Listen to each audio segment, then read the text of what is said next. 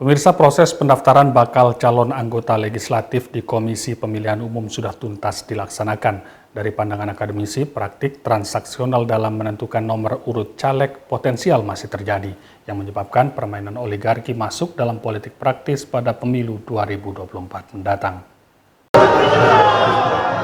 Penentuan nomor urut calon anggota legislatif memang terbukti cukup menyulitkan bagi partai politik.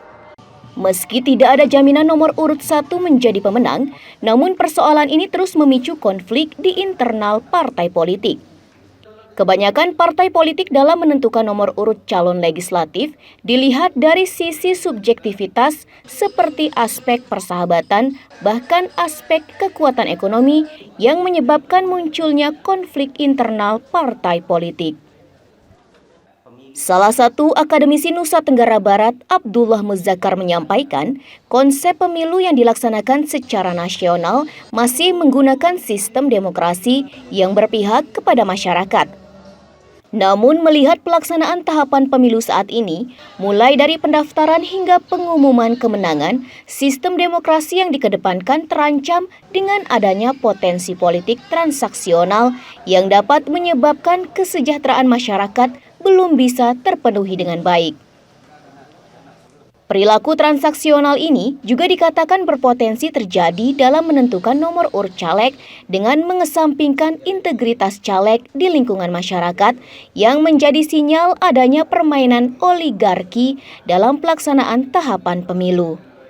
Tindakan transaksional dalam menentukan nomor urut caleg pada pesta demokrasi dikatakan dapat mengganggu kestabilan politik dan ekonomi masyarakat. Pemilu kita selama ini yang tadi mengadopsi yang menjalankan konsep demokrasi itu lebih pada demokrasi prosedural.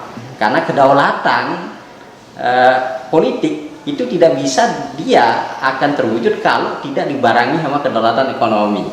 Kalau melihat fenomena yang sekarang ini seperti apa sih Lombok Timur? Nah itu yang kemudian bukan hanya fenomena Lombok Timur saja gitu. Kan kita tahu sekarang misalnya ya bagaimana kemudian proses pencalekan gitu. Ya, praktik misalnya memperebutkan kursi ya. Bagaimana transaksional di dalam hal penentuan gitu ya. Nomor urut itu juga akan diwarnai oleh politik-politik transaksional itu. Caleg di dalam nomor urut itu tidak akan ditentukan oleh seberapa dia punya integritas misalnya, track record yang baik misalnya, basis massa yang kuat misalnya. Tetapi akan diwarnai oleh kekuatan-kekuatan. Isnaini, Alif RG, Selaparang TV melaporkan. Kemudian oligarki itu kan bermainnya di situ.